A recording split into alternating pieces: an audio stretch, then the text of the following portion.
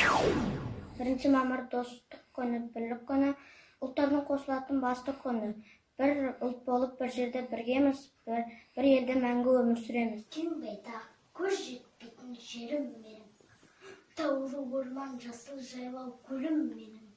Бүгінде бар әлемге даңқым жетті. Тәуелсіз Қазақстанның елім менің. Бірлік достық, айымыз, әніміз, бірге жүріп, бірге оны шырқаймыз.